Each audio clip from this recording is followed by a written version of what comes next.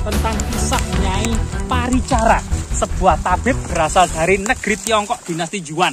Ya, pasukan Mongol datang ke Jawa menuntut balas atas dilukanya Mengki oleh Raja Kertanegara. 20.000 pasukan Mongol mendarat di Tuban, Sidayu, dan Bojonggaluh. Kemudian masuk dengan kapal kecil melalui pelabuhan Cangguh sampai kemudian disambut oleh pasukan Majapahit dan pasukan Madura. Kisah ini merupakan awal dari kemudian legenda dan cerita sandiwara radio Arya Kamandanu dan Meisin. Namun di balik itu semua ada kisah tentang serbuan pasukan Mongol untuk memporak-porandakan Jawa tahun 1293. Panglima pasukan Mongol yang bernama Mengki, Gausing, dan Sipi telah disambut oleh Raden Wijaya dengan sebutan Tuan Wijaya, yang kemudian termasuk Arya Wiraraja atau Arya Adhikara. Pasukan Majapahit dan orang-orang Madura ini menyambut pasukan Mongol ini untuk menunjukkan bahwasanya musuh Singosari yaitu Jayakatwang Kadiri sedang di atas tahtanya. 1 tahun saja memerintah Jawa antara tahun 1292 ketika menggulingkan Prabu Kertanegara sampai kemudian serbungan dan pengepungan pasukan Mongol dan Majapahit tahun 1293.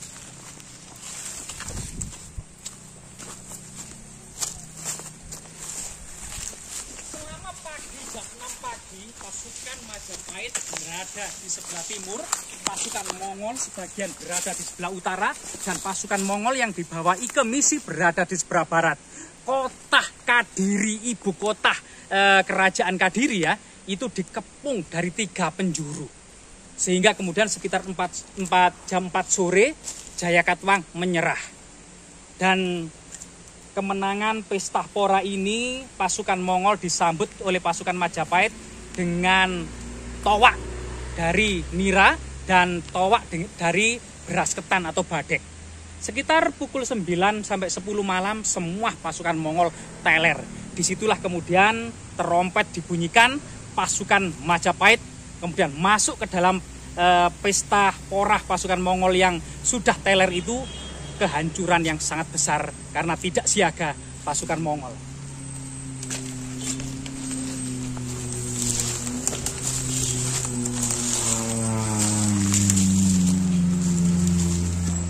Pasukan Mongol yang kemudian hancur lebur melarikan diri ke pelabuhan sampai kemudian lari menyusuri pelabuhan Cangguh. Di Cangguh pasukan Majapahit juga menghancurkan sehingga kemudian mereka lari sampai ke pelabuhan Surabaya. Di Surabaya seperti itu dikepung oleh Arya Adhikara, dan kemudian pasukan Mongol dari 20.000 sampai ke negerinya hanya sekitar 7.000 saja. Yang lainnya melarikan diri takut kemudian dihukum oleh Kubilai Khan, dan yang lainnya lari ke Gunung Anjasmara, Arjuna, dan Welirang. Salah satu kisah itu mengilhami sebuah novel sandiwara radio tentang kisah Arya Kamandanu. Dan sebagian masyarakat di area hutan lereng Gunung Arjuna Welirang ini diduga ada makam Arya Kamandanu dan Nyai Paricara atau Meisin. Mari kita penasaran, kita telusuri bersama-sama. Tutur Tinular.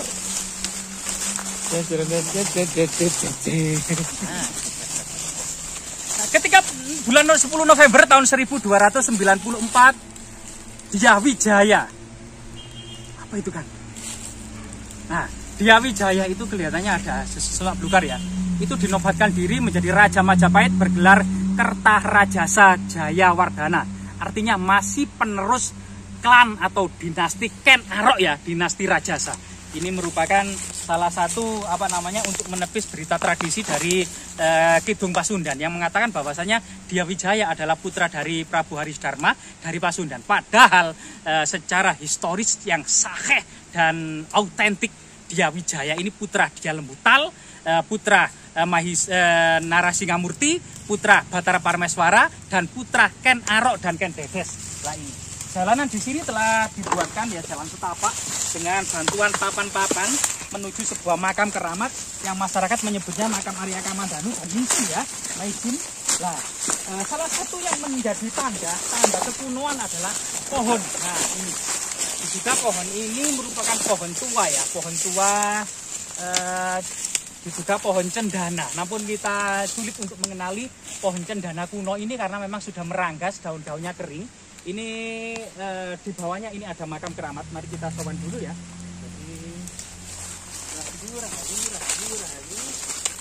Jadi rahayu.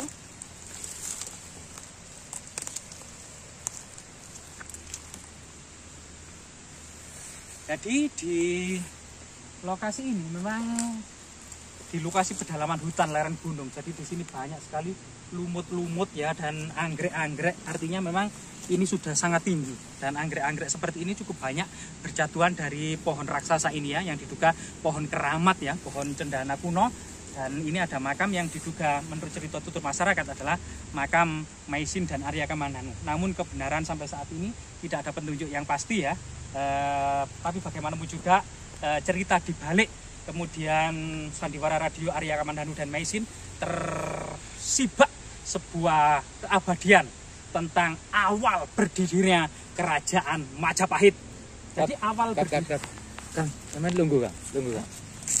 Tidak banyak jejak yang bisa dilacak memang tentang awal-awal berdirinya kerajaan Majapahit. Berbagai kemudian cerita yang berkembang di masyarakat masih terus dilestarikan. Kisah tentang tutur tinular, sandiwara radio, tentang tokoh pendekar sakti Arya Kamandanu dan gurunya yang sangat ahli dalam pembuatan pusaka ya, Empu Ranubaya. Termasuk kemudian Maisin yang kemudian menjadi warga Majapahit yang hidup di lereng Gunung Arjuna, Welirang dan Anjasmara ini menjadi tabib yang sangat-sangat sakti ya, yang dikenal dengan Nyai Paricara. Ini sesuatu yang memori yang kemudian menjadi cerita tradisi ya, tradisi masyarakat, sebuah kekayaan yang memang patut dilestarikan. Awal-awal berdirinya Majapahit bukan dengan semudah membalikkan telapak tangan, tetapi penuh perjuangan, bahkan mampu menghancurkan hantu dunia pada waktu itu yang tidak terkalahkan, yang hampir saja menggulung dunia dalam satu kekuasaan Genghis Khan, yaitu Mongol. Namun di Jawa ini pasukan Mongol benar-benar hancur lebur. Kubilai Khan memang serampangan ya mengirimkan pasukan dengan segera menuju Jawa. Tidak diketahui bahwasanya Jawa itu terpisah dari lautan-lautan. Mereka memang mendengar bahwasanya Jawa atau Sepo ini memang jauh di selatan Nanyang, di lautan selatan Nanyang. Namun karena pasukan Mongol ini disetting sebagai angkatan darat, maka mereka tidak akan pernah bisa melakukan pertempuran di laut. Sehingga kelemahan pasukan Mongol ini sudah terbaca oleh Arya Wiraraja dari Sumenep, Madura, termasuk Raden Wijaya. Pasukan Mongol akan bisa dilumpatkan di pelabuhan Canggu, di Sungai Brantas, dan pelabuhan Surabaya ya di pantai Supit Urang atau Selat Madura ini. Mereka pasti kalang kabut, termasuk pakaian mereka. Pakaian berbaju zirah yang sangat-sangat berat. Mereka tidak akan kemudian tahan dengan iklim tropis yang sangat panas, sehingga kemudian kegerahan, artinya menguras banyak cairan dalam tubuh mereka, sehingga mereka tetap kekurangan air ya, atau dehidrasi di iklim tropis ini. Selain dehidrasi, kemudian juga pasti diare, karena iklim tropis ini juga membuat mereka mencret-mencret tentunya ya. Nah, sehingga kemudian pasukan Mongol ini benar-benar hancur di iklim tropis.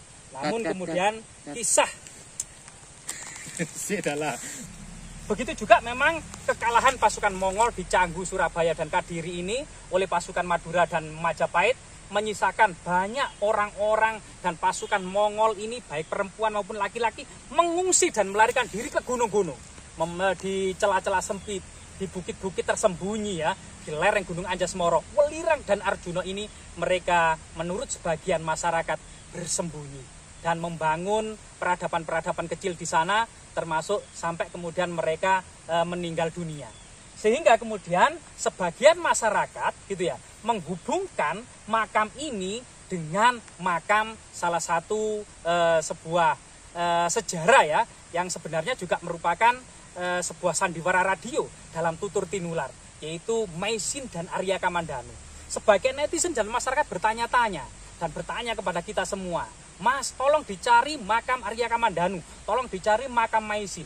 Maka kita berusaha mengumpulkan fragmen-fragmen sejarah bagaimana kemudian pasukan Mongol ini melarikan diri ke selatan ibu kota Majapahit. Tentunya kita harus mencarinya di lereng Gunung Arjuna, Welirang, dan Anjasmara yang terletak memang di selatan dari ibu kota Majapahit yang ada di Trowulan.